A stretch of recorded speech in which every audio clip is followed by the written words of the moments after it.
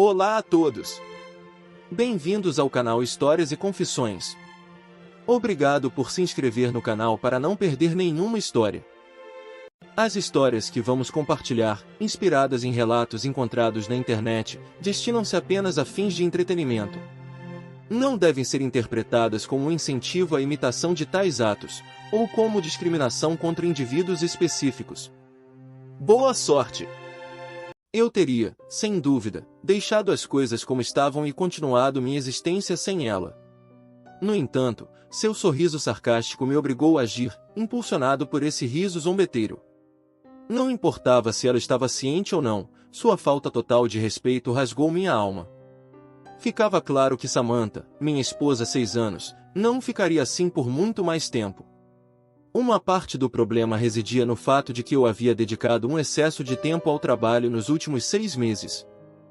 Eu estava concorrendo a uma promoção significativa, promessa de um aumento substancial no salário. Isso teria permitido que Sam pedisse demissão do emprego e começasse a construção do nosso ninho familiar. Outra preocupação dizia respeito a Samantha, uma beleza impressionante, uma daquelas criaturas etéreas que nunca aprenderam a repelir as investidas masculinas.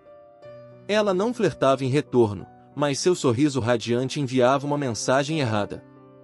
Visto que Sam compartilha uma semelhança marcante com Scarlett Johansson, ostentando o mesmo rosto radiante e a mesma silhueta esguia, os homens eram naturalmente atraídos por ela. Minhas suspeitas sobre suas horas extras tardias e seus constantes deslocamentos aumentavam. Mas o sorriso sarcástico que ela exibiu na festa da empresa foi a prova irrefutável. Eu quase a obriguei a me convidar para aquela festa, e agora compreendi o porquê. O respeito ocupa um lugar predominante na minha família. Eu me chamo John Simon, aliás. Conceda-me alguns momentos, e eu lhe contarei um exemplo marcante da minha adolescência. Eu era o jogador estrela do time de beisebol do colégio, ocupando a posição de shortstop. Era o início da temporada, e estávamos enfrentando o time mais propenso a nos barrar o caminho para o campeonato da conferência. O adversário me lançou uma bola rápida, mirando perigosamente minha cabeça. Evitando por pouco o projétil, fui atingido no capacete. Ao me levantar, dirigi-me à primeira base, lançando um olhar ao lançador. Ele, com um sorriso sarcástico, murmurou palavras provocativas. Sem hesitar, avancei em direção ao montículo, abandonando as escaramuças habituais para uma confrontação direta. Com um soco, quebrei seu nariz, fazendo sangue jorrar em seu uniforme imaculado. Após esse incidente, fui suspenso, à espera de uma decisão sobre uma possível exclusão definitiva. Meu treinador expressou sua decepção, enquanto meu pai me apoiava, afirmando que eu não poderia permitir que ninguém me desrespeitasse. Essa aprovação paterna contrastava com minha busca pelo respeito do meu treinador, que, apesar de 3 anos de colaboração, me repreendeu no dia seguinte em seu escritório, um discurso que eu nunca esquecerei. Ele me explicou que, não importando as provocações, era preciso ficar acima disso. Tendo crescido em um ambiente difícil, aprendi a evitar conflitos para continuar meus estudos e escapar de um destino sombrio. Meu treinador concluiu ressaltando que um retorno à equipe significaria renunciar a qualquer violência, independentemente da provocação. No final, minha suspensão foi limitada a 3 jogos, um desfecho favorável devido à intervenção inesperada de Ron Miller, o receptor adversário, que revelou as intenções maliciosas de seu próprio treinador. Ron expressou seu desgosto pela estratégia empregada por sua equipe, visando me excluir injustamente. Ele se recusava a conquistar o campeonato dessa forma. Graças a seu testemunho, o comitê tomou consciência da manipulação e optou por uma sanção mais branda contra mim. Ron, que se tornou o recebedor do nosso time universitário, também se destacou como testemunha no meu casamento com Sam. Se apenas Samantha tivesse demonstrado uma gota de respeito ao anunciar claramente o fim da nossa união, eu poderia ter aceitado. Ser deixado para trás não era novidade para mim, mas nunca antes por alguém que havia se comprometido diante de nosso círculo a me amar eternamente.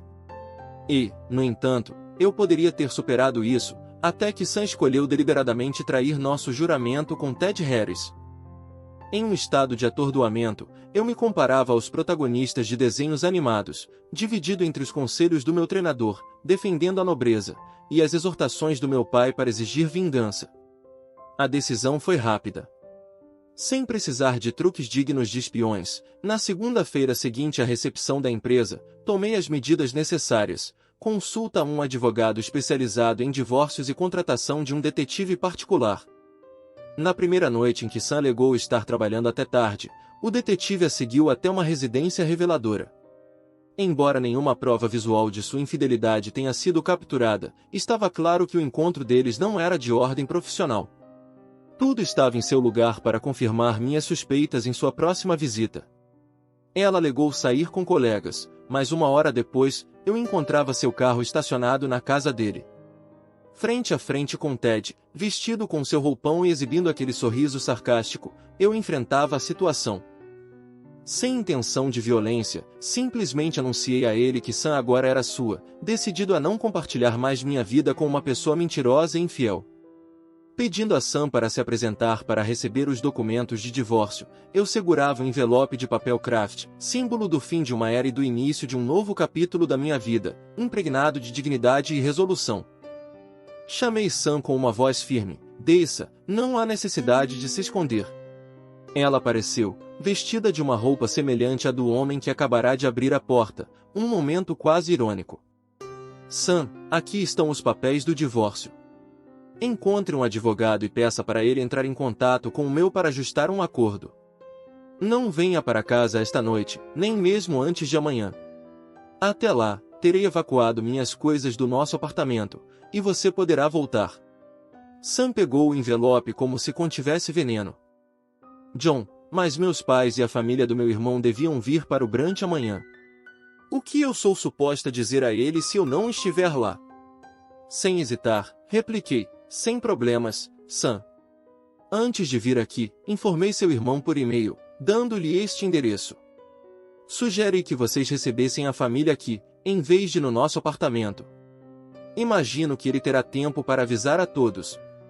Caso contrário, me encarregarei de informá-los sobre a mudança de local quando chegarem amanhã. Após essas palavras, deixei-a, vendo-a desmoronar em lágrimas. No entanto, um detalhe me parou em seco.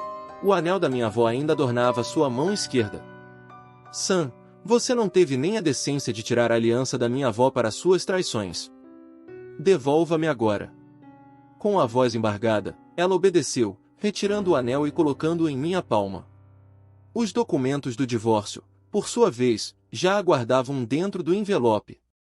Sem mais uma palavra, deixei o local, o coração pesado, mas resoluto.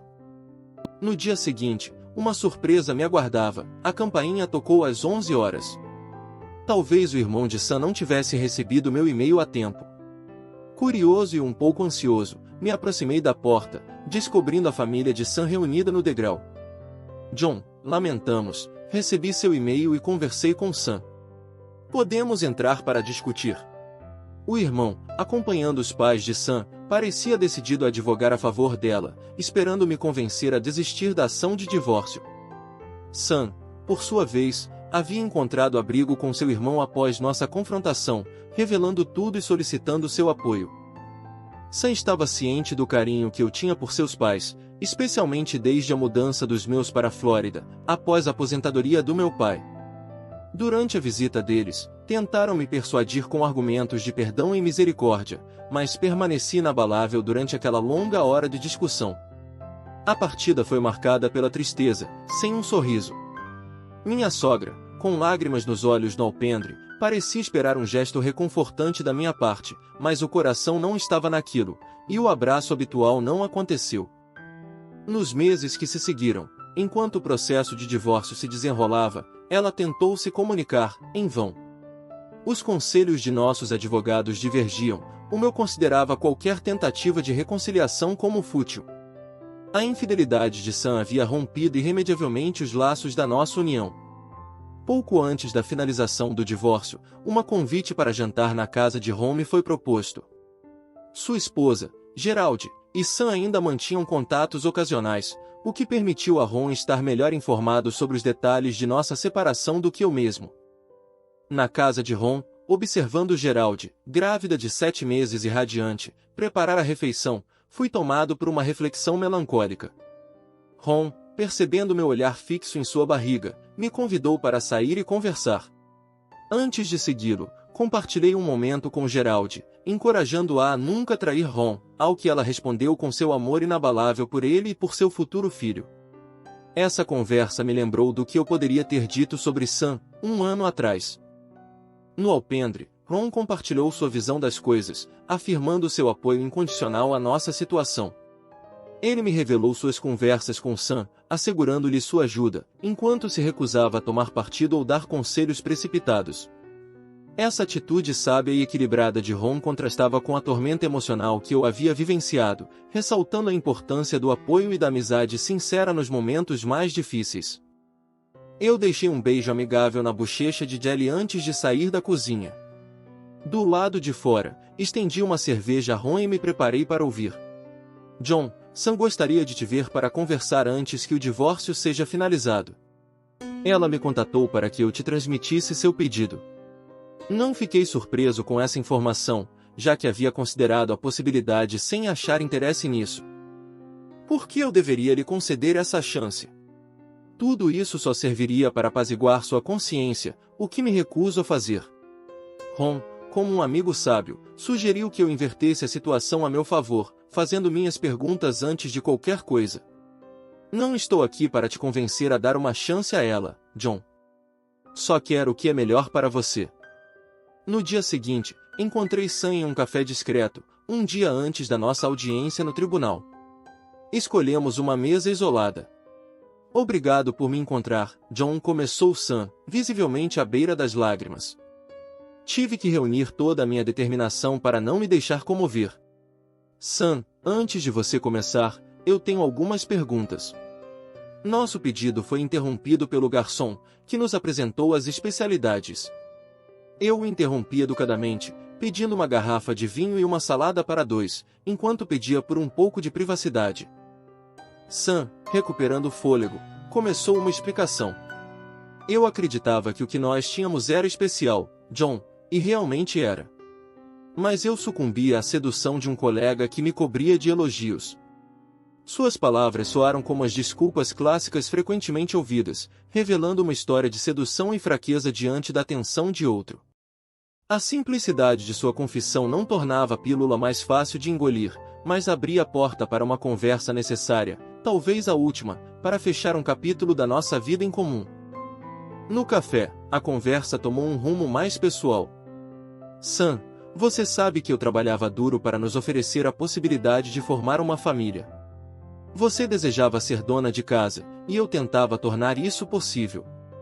Sam concordou, admitindo sua parte de egoísmo passado e o desperdício que causou em nosso projeto de vida em comum.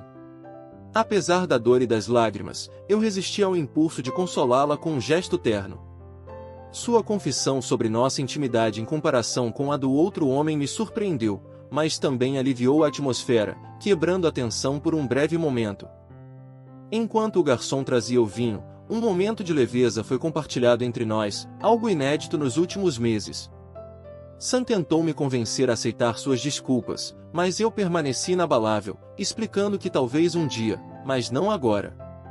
Estava muito recente, muito doloroso. Então, no momento de partir, Sam revelou outra faceta de sua traição, sugerindo uma dissonância em nossas maneiras de lidar com as emoções, questionando-me sobre a profundidade dos meus sentimentos. Com firmeza, esclareci as coisas. Sam, chamar suas ações pelo nome, você me traiu. E quanto às minhas reações pós-divórcio, elas dizem respeito a mim. É provável que você e ele formem um casal após nossa separação. Essa confrontação direta marcava o ponto final de nosso relacionamento, uma conclusão necessária para seguir em frente. A discussão naquele café tranquilo, na véspera da nossa audiência de divórcio, servia como uma catarse, permitindo talvez a cada um encontrar uma semblante de paz no tumulto dos sentimentos despedaçados. Diante da traição e do escárnio, escolhi não revelar meus tormentos a Sam, sabendo que isso apenas daria até demais um motivo para zombar de mim. Não insista, Sam. Você não quer despertar o demônio que dorme em mim. A ausência no tribunal no dia seguinte foi uma decisão deliberada, meu advogado encarregando-se de formalizar o divórcio dentro de um procedimento moderno, sem culpa, com uma divisão justa dos bens. Assim, meu casamento se encerrou, sem esplendor nem drama. Os meses seguintes ao divórcio, dediquei meu tempo a refletir e planejar. A promoção tão esperada era minha, acompanhada de um aumento significativo no salário, mas sem ninguém com quem compartilhar esse sucesso. Foi Ron quem me apresentou ao Reddit, onde descobri uma comunidade compartilhando histórias de traição e vingança. Fascinado, absorvi esses relatos, avaliando as diferentes formas de revanche, enquanto permanecia ciente dos limites legais e morais que não deveria ultrapassar. O encontro casual com Ted reacendeu as chamas da minha rancor. Seu orgulho e suas provocações me lembraram da profundidade de sua traição. No entanto, escolhi não reagir violentamente, consciente de que isso poderia arruinar os esforços investidos na minha carreira. Você pode me tratar como um capacho, mas é dessa humilhação que nasceu a minha resolução de reagir de outra forma. As palavras de Ted ressoaram em mim, não como um chamado à vingança física, mas como um desafio a ser superado por meio da inteligência e da estratégia. A ideia de uma revanche amadureceu em mim, não na forma de atos reprováveis, mas como uma busca por resiliência e superação. A sabedoria popular diz que alguns homens não podem deixar de mergulhar sua pena no tinteiro da empresa, uma metáfora para suas escapadas. Essa constatação, em vez de me incitar à vingança direta, me inspirou a me reconstruir, a encontrar uma paz interior e a extrair lições dessa prova para avançar em direção a um futuro melhor, livre das correntes da mágoa. Ted era conhecido por suas aventuras dentro da empresa, e Sam não era sua primeira conquista. Um dia, Ellen Smith, uma conhecida que encontrei durante uma festa da empresa, me contatou para jantar. Ela me confessou ter estado seriamente envolvida com Ted antes que ele a deixasse repentinamente em favor da minha esposa. A relação entre Ellen e Ted havia se intensificado pouco antes de Sam e eu iniciarmos o nosso processo de divórcio, mas esfriou assim que Ted começou a namorar novamente com Sam. Ellen, ferida e furiosa, me acusou de não ter lutado por Sam, questionando minha passividade diante da situação. Este jantar com Ellen tomou contornos de confronto, ela me instigando a reagir diante do afronta sofrido. Sentado diante do meu copo de uísque, pesei minhas palavras, explicando a Ellen que minha confiança agora era uma mercadoria rara. Enfatizei que não era covarde e que, no momento certo, Ted receberia sua justa parte de consequências. A vingança é um prato que se come frio, disse a ela, deixando transparecer um planejamento refletido por trás de minhas palavras. Ellen, surpresa com minha resposta, pareceu de repente interessada na ideia de se vingar. Deixei o jantar com Ellen, a mente em ebulição, refletindo sobre a possibilidade de me aliar a ela para uma revanche sutil, mas eficaz. No entanto, a questão da confiança permanecia preponderante. Eu realmente poderia contar com Ellen para guardar o segredo de nossos planos? Decidi verificar discretamente sua história, acionando uma fonte confiável que confirmou a veracidade de seu relacionamento passado com Ted, assim como a cronologia de sua separação, coincidindo com a revelação do caso entre Sam e Ted. Essa confirmação solidificou meus pensamentos, abrindo caminho para uma estratégia de vingança meticulosamente elaborada. Enquanto discutíamos, minha fonte se desculpou por não ter detectado o caso de Ted mais cedo, ressaltando que a direção da empresa estava cansada do drama romântico causado por suas travessuras. Uma revisão das políticas sobre relacionamentos amorosos no trabalho estava em andamento, e parecia que Ted estava em um terreno muito escorregadio. Enquanto isso, para atender às minhas necessidades sexuais e sociais sem me comprometer em um novo relacionamento, recorri a uma acompanhante, Cindy Fox, um pseudônimo profissional, com quem saía regularmente. Essa rotina me custava caro, mas era necessária para evitar as complicações de um relacionamento de rebote. Cindy se tornou uma peça-chave em meus planos de vingança. Depois, contatei Ellen, explicando seu papel em meu estratagema, monitorar a agenda de Sam e orquestrar um encontro entre Ted e ela em um bar público, na esperança de que Ted visse ali uma oportunidade de reatar. Ellen, eficiente, marcou o encontro para coincidir com um deslocamento de Sam. Cindy riu da primeira parte do meu plano, mas estava visivelmente surpresa com a continuação das minhas intenções. Perguntei a ela se, em sua profissão, era comum contrair ISTs curáveis, como a clamídia. Ela confirmou que sim, isso poderia acontecer, introduzindo assim a segunda fase do meu plano, muito mais audaciosa e arriscada. Essa conversa marcava o início de uma operação de vingança complexa e moralizada, onde cada participante desempenhava um papel-chave em um desfecho incerto. Mas os incidentes eram raros, pois a maioria das garotas de programa insiste no uso de preservativos. Existem, contudo, algumas exceções que, assumindo mais riscos, pedem uma remuneração dobrada. Faz-me um favor, por favor. Informe-me se alguma delas contrair uma infecção. Eu cobrirei a tarifa básica e te pagarei a mesma quantia como comissão. A ideia era perturbar sutilmente a noite de núpcias de Ted, sem causar danos irreversíveis. Tudo estava pronto para a primeira fase do plano. Cindy, mais tarde, me detalhou o andamento da noite. Sentada no bar do High Lounge, saboreando um Cosmopolitan, ela conseguiu a atenção de Ted assim que ele chegou.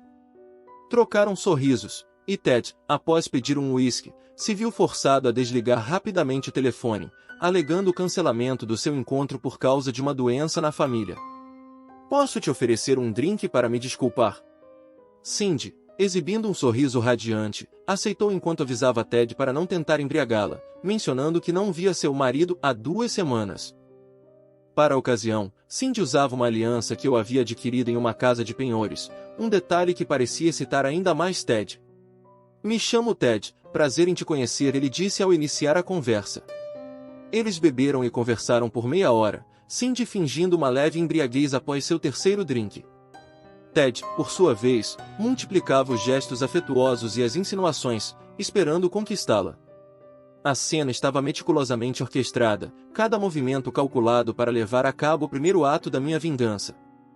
Cindy achou difícil manter-se séria diante dos esforços de sedução de Ted, sabendo que estava sendo paga para fazer esse papel. Afinal, cansada do jogo, ela convidou Ted para seu quarto de hotel, onde eles tiveram relações sexuais 2 vezes. O que Ted não sabia é que todo o encontro deles estava sendo fotografado. Depois de convencê-lo a partir sob o pretexto de querer descansar, Cindy conseguiu obter seu número de telefone. Mais tarde, ela e eu examinamos as fotos no meu computador, tomando cuidado para apagar qualquer imagem em que ela pudesse ser identificada. Apesar disso, ainda tínhamos muitas fotos comprometedoras de Ted. 1 mês antes do casamento de Ted, a oportunidade que esperávamos se apresentou. Cindy foi informada por uma colega de que estava com gonorreia e buscava alguém para substituí-la durante o tratamento. Essa colega, ciente do meu pedido específico, se mostrou disposta a conversar, embora tenha avisado que provavelmente pediria uma quantia considerável devido à natureza incomum do pedido. Depois de negociar os detalhes e o custo da segunda parte do meu plano, Cindy entrou em contato com Ted para propor um novo encontro, jogando com a anterior reunião deles para aguçar sua curiosidade. A preparação meticulosa e os arranjos discretos pavimentaram o caminho para uma vingança sofisticada, focada não apenas na humilhação, mas também na iluminação das consequências de suas ações. A satisfação em ver o plano se desenrolar sem contratempos, com cada participante desempenhando seu papel à perfeição, compensava amplamente os custos envolvidos. Assim, nas sombras dos preparativos para o casamento de Ted, tramas se elaboravam que prometiam perturbar seriamente a celebração por vir. A perspectiva de uma aventura a 3 claramente empolgou Ted, que não hesitou em acreditar que 2 mulheres o desejavam simultaneamente. Eu só preciso fazer uma ligação rápida, e estarei lá. Encontre-se diretamente no quarto 449, propôs Cindy de forma sutil. Ted, tomado pela excitação, se apressou para o endereço dado, onde nosso cúmplice anônimo o aguardava, enquanto Cindy brilhava por sua ausência, supostamente detida por uma emergência familiar. A noite transcorreu sem a presença de Cindy, mas a mulher misteriosa soube entreter Ted, fazendo-o esquecer o plano inicial. Após sua partida, ela se juntou a nós em um café para receber o pagamento combinado. Apesar de certa relutância diante da magnitude da minha armação, o comportamento de Ted e as lembranças das ofensas sofridas me convenceram da justeza do meu ato. Ele é um idiota, pensei, quase satisfeito com meu empreendimento. Uma semana após o casamento, procedi ao envio final do meu plano. Envelopes anônimos foram enviados a Sam e sua empresa, contendo uma carta explicativa acompanhada de uma seleção de fotos comprometedoras. Prezada Sra. Harris, lamento ser o mensageiro de mais notícias, mas parece que seu marido e minha esposa tiveram um caso durante a estadia dela em sua cidade. O detetive particular que contratei para reunir provas me forneceu essas fotos, das quais incluí apenas aquelas em que o rosto dela é visível, para que você não tenha dúvidas sobre a identidade dela. A conclusão desse plano cuidadosamente orquestrado não deixou de deixar uma marca indelével em todas as partes envolvidas, marcando um ponto de virada decisivo nesta saga de traição e vingança. Apesar da complexidade moral das minhas ações, a satisfação de ter feito justiça à minha maneira prevalecia, encerrando um capítulo doloroso da minha vida e me permitindo olhar para o futuro com uma certa paz interior. A decisão de notificar Sam e seu empregador sobre os atos de Ted foi ditada por um senso de justiça, mas também por uma vontade de pôr fim a uma série de ações reprováveis. A carta endereçada ao CEO da empresa destacava o comportamento deplorável de Ted, sem deixar de mencionar o impacto de suas ações nas pessoas envolvidas. Caro senhor, considero importante informar-lhe sobre o comportamento de um de seus funcionários, que, segundo minha esposa, a seduziu abusivamente para transmitir uma doença. Duvido que essa informação chegue até você ou mesmo que lhe interesse, mas aconselho-o a vigiar este indivíduo sem escrúpulos. As consequências dessas revelações não tardaram a chegar. A reputação de Sam foi abalada, Ted perdeu seu emprego, e rumores circulavam sobre sua saúde precária. A intervenção de um amigo que trabalhava no departamento de saúde do condado facilitou as coisas, permitindo que eu virasse a página e me dedicasse a novas perspectivas profissionais. Apesar das fantasias de vingança que passavam pela minha cabeça, a imagem da mãe de Sam me impedia de ir mais longe na minha busca por retribuição. Meu novo trabalho, empolgante e desafiador, me ajudou a esquecer gradualmente os tumultos do passado. No entanto, uma conversa inesperada com o tio Van, um homem respeitado e temido em nossa comunidade, reviveu as memórias daquele período conturbado. Depois de contar a ele sucintamente a história do meu divórcio e as medidas que tomei em busca de vingança, sua reação foi mista. É cruel, mas você não destruiu tudo à sua passagem. Você tomou a decisão de se reconstruir, de seguir o caminho da dignidade, o que é um grande mérito para você. Essa aprovação, vinda de um homem da estatura do tio Van, me confortou na ideia de que, apesar das provas, eu havia escolhido o caminho da sabedoria e da reconstrução pessoal. As lições tiradas dessa história, embora dolorosas, moldaram minha resiliência e minha capacidade de seguir em frente, mesmo nas situações mais adversas. Tio Van, com seu humor característico e sua perspectiva única sobre a vida, soube destacar o impacto que um homem oriundo de um meio diferente do nosso poderia ter. Sua referência à influência que meu treinador, um homem negro de Chicago, teve na minha vida, reflete um reconhecimento das figuras que nos moldam, para além dos preconceitos raciais ou sociais. Se você tivesse seguido os passos do seu pai, não teria se tornado o homem que é hoje, ele me disse, enfatizando o valor da orientação positiva que recebi do treinador Price.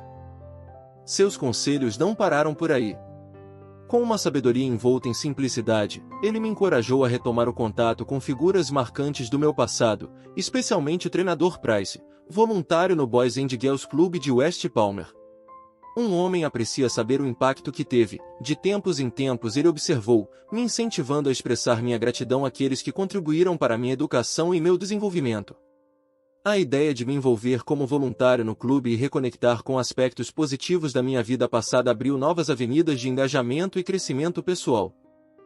Seguindo seus conselhos, não apenas visitei o treinador Price, mas também iniciei um relacionamento com sua sobrinha, explorando uma nova dimensão da minha vida sentimental, desta vez isenta de dramas e conflitos. Esta evolução marca uma virada em direção a um período de estabilidade e autodescoberta, longe das turbulências do passado.